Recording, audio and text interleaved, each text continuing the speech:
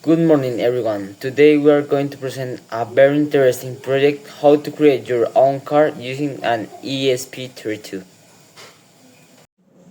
This project was developed by us, Daniel Matias Teota Ruiz and Andres Felipe Ramos Sandoval. Our main goal was to design a simple, low-cost car that can be built at home and controlled with Bluetooth. Before starting, let's explain why we choose this project. Nowadays, robotics and electronics are part of our daily lives. Exactly. Will a small car like this helps you understand the basic of programming, electronic, and even engineering. It's not huge fun, but also very educational. Now let's go through the materials. We need an ESP32 microcontroller, an LM2596 voltage regulator, an H-bridge, gear motors, a white idler, and wheels. Each of these component has an important role. For example, the ESP32 is the brain of the car because it controls all the movements. The motors and their and wheels are, of course, what make the car move. The H brake allows the car to go forward, uh, backward, left, and right.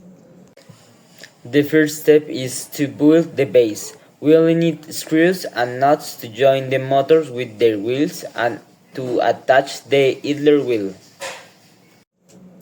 The bus can be purchased ready mode, or you can design it and send it to be cut using special process. For example, with a laser cutter, having a solid base is very important because it supports all the component. Now let's move to the second step, which is about wiring. First, we connect the LM2596. We take one positive cable that goes to the BIN of the ESP32 and one negative cable goes to the GND of the ESP32. Then from the LM2596, we also take other positive and negative cables. This will be useful later for powering the motors. After that, we connecting the four motor cables to the H brick.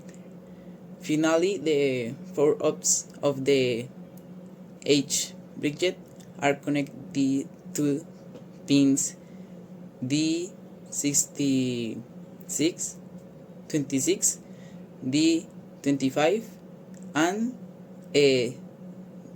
D33 and D32 of the ESP32. You might wonder, why are these connections so important? Well, the ESP32 cannot directly provide enough current to the motors. That is why we need the H-bridge, which acts like the bridge between the controller and the motors. And the LM2596 ensures that the voltage is stable and safe for the all components. Without it, the ESP32 or the motor could burn out. Once everything is connected, we need an application to control the car. This application can be done from the internet, or you can ever create your own.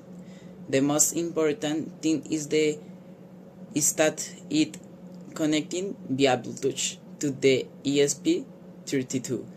With the app, we can move the car forward, backward, to left, and to right. Finally, we connect the last missing cables. The negative cable from the LM2596 goes to the battery and to the H-bridge GND. The positive cable goes to the battery and to the H bridge, where it's safe 5 volts.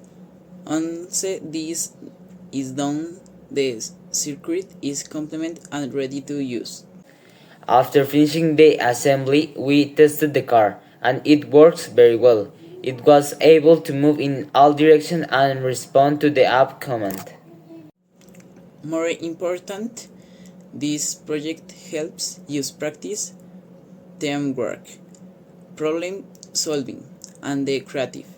We learning now each component plays a crucial role in the system.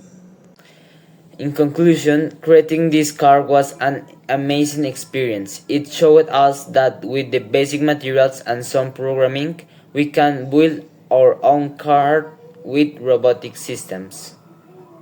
We hope this project inspires others to explore electronics and robotics.